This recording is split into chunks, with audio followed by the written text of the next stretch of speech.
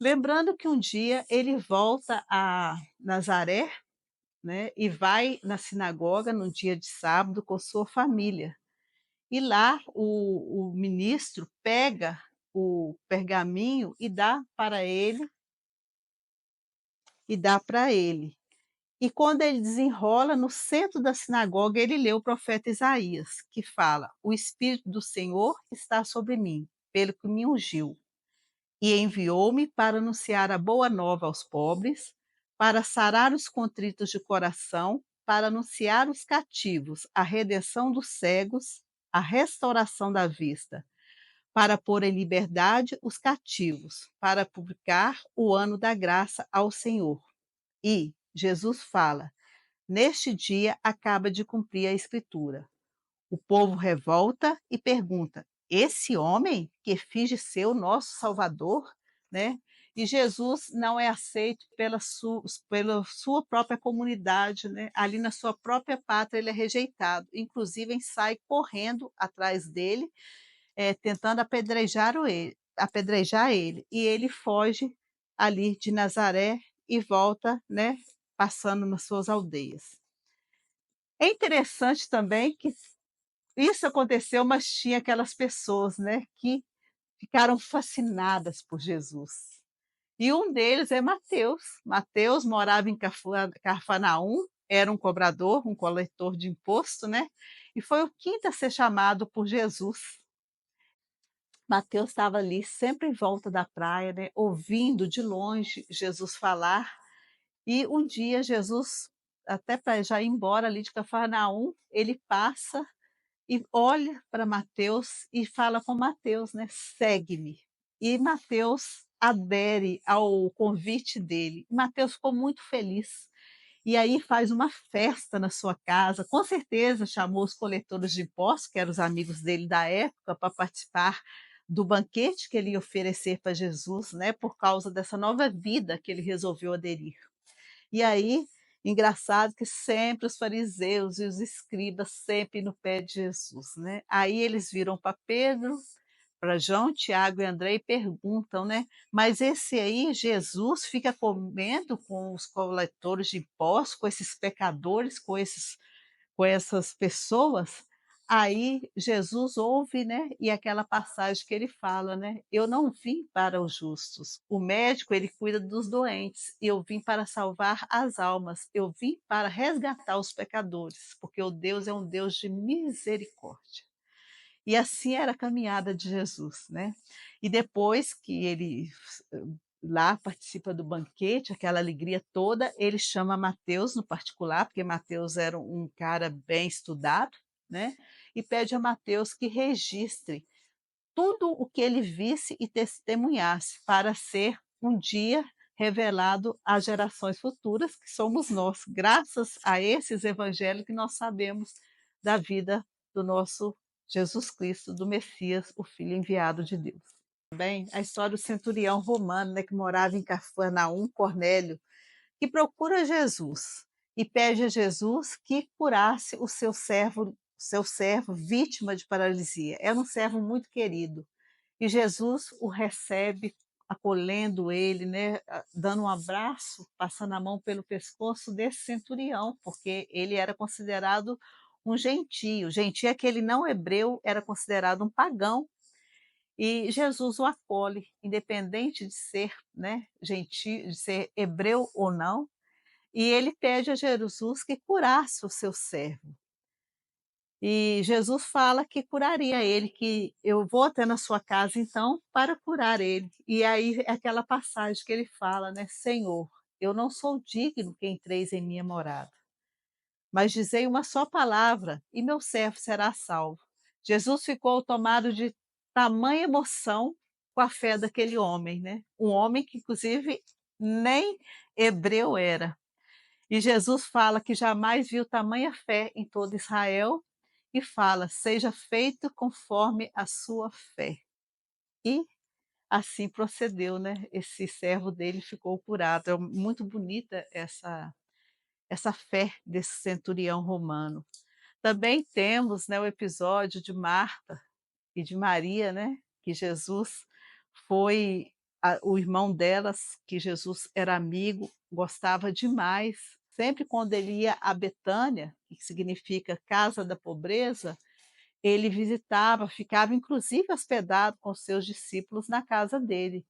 E aí, Lázaro, Jesus estava viajando por aquela região ali da Pérea, e Lázaro ficou doente. Maria e Marta mandam avisar Jesus, mas quando Jesus chegou a Betânia, já fazia 4 dias que Lázaro havia morrido e foi colocado no sepulcro ali, na própria terreno delas ali. Então, Jesus, tomado de muita emoção, chama Marta do lado de fora e Maria e chama elas para levar ele até o túmulo. E elas questionam, né, Senhor, se tu tivesse aqui, nosso irmão não teria morrido, e chorando muito. Inclusive, na casa delas, aquele dia, tinha alguns fariseus que foram visitá-las, porque eles gostavam de Lázaro. Lázaro era um homem fiel, que sempre ajudava no templo.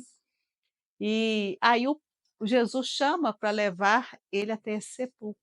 E aí quando chega lá, e o povo o acompanha, quando chega lá, tomado de novamente de muita emoção, ele chorou, e aí ele faz uma oração para Deus, pedindo a Deus, né, que ressuscitasse lá, para o povo acreditar. E naquele momento ele manda retirar a pedra do sepulcro, que era colocada uma pedra, dentro daquela pedra tinha uma gruta, né, que eles faziam os nichos. E ali Lázaro sai do sepulcro e ele ressuscita Lázaro. Vocês imaginam o que que aconteceu, né? Todas as pessoas ficaram comentando aquilo, e aquela situação de ressuscitar um homem chegou a Jerusalém, né, o centro do poder, como eu já disse, político, econômico, social e religioso. E aí já estava na época da Páscoa, Páscoa dos judeus, a Páscoa dos judeus, que representa o quê? Passagem, passagem, Páscoa, passagem.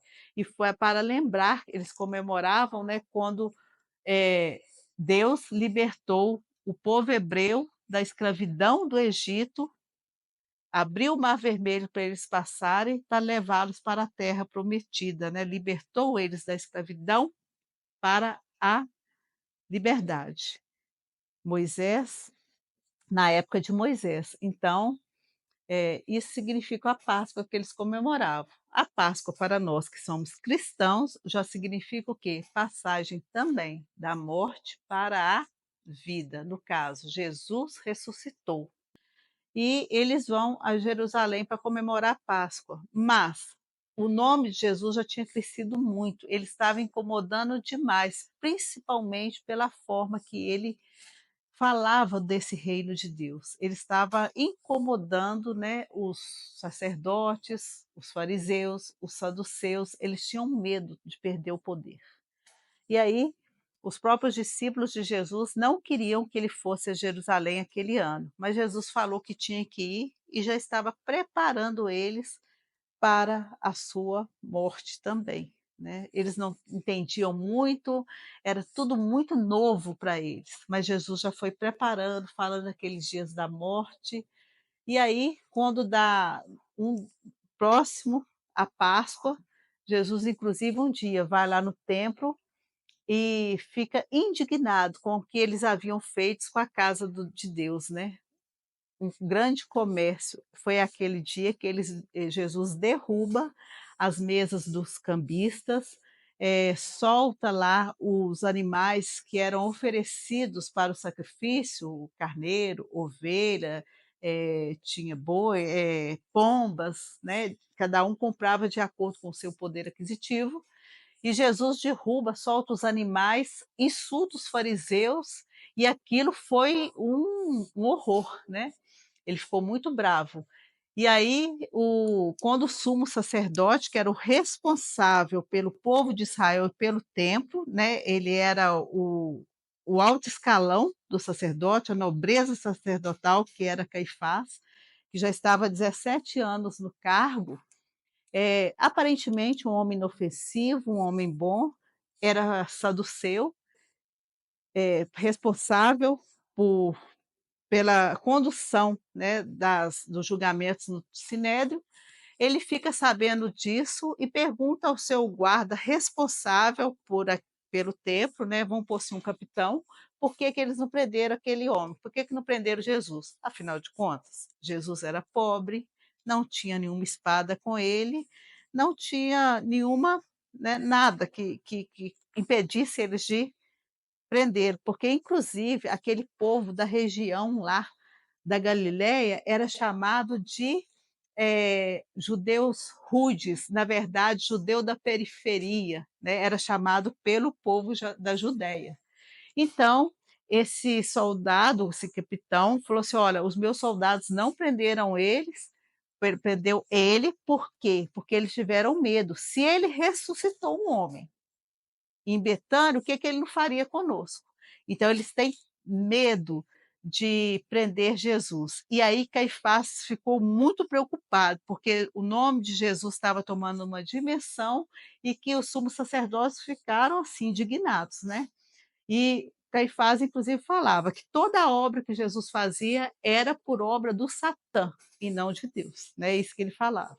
Então ele reúne as principais lideranças do Sinédrio, várias facções ali, e conta a história e pergunta o que que eles deveriam fazer. E aí eles decidiram que Jesus deveria morrer, né, porque eles tinham medo que morra um só homem do que padeça toda a nação. Eles tinham medo de Roma ficar sabendo dessa situação, também de perder o privilégio, de perder o poder que eles tinham, né, de perder as suas riquezas. Então, por quê? Porque eles tinham medo do povo todo seguir Jesus e eles, né, perderem tudo que eles já tinham conquistado.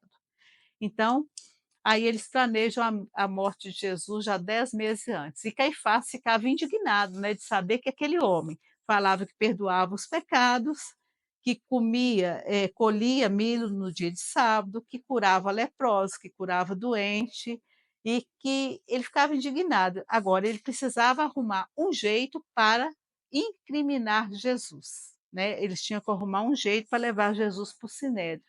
E aí o que que acontece? No domingo, né, na última semana de vida de Jesus aí, no domingo, Jesus entra em Jerusalém num jumento, filho de jumentinha, né, o animal mais humilde que tem, porque um rei deveria entrar num cavalo, né, aqueles cavalos fortes, bonitos, né, bem tratados, como os reis andavam. Mas Jesus não, ele entra num jumentinho, e lembrando a profecia do profeta Zacarias, né. E aí ele entra em Jerusalém, várias pessoas, gritavam, né, o nome de Jesus, Pedro começou a gritar: "Rosana". Rosana quer dizer salvai-nos, é um hino, uma aclamação antiga, uma oração do judeu para o Messias que viria. Então Pedro começa a gritar: "Rosana, bendito aquele que vem em nome do Senhor". E aí todos começam a gritar que estavam com Jesus. Jesus percorreu as ruas de Jerusalém e eles jogavam palmeiras, né, jogavam seus mantos para Jesus passar. Muitos judeus ali também da Judéia riam dessa cena, né, zombavam daqueles judeus, né, rudes, não acreditavam, e Jesus, por muitos momentos que passou pelas ruas, ele chorou pelo povo não entender que ele veio para unir as pessoas, para trazer a paz e a felicidade, né, e também para mostrar para elas que o reino de Deus, ele acontece aqui, hoje e agora, dentro de cada um de nós, né. O que que é o reino de Deus? É você fazer o bem, é você ser bom. Não precisa, para mim ter o reino de Deus, eu esperar morrer, né. Eu posso viver o reino de Deus aqui, na minha vida, no meu cotidiano, espalhando para as pessoas, fazer o bem. Assim Jesus fez na terra, fazer o bem sem ter olhado a quem.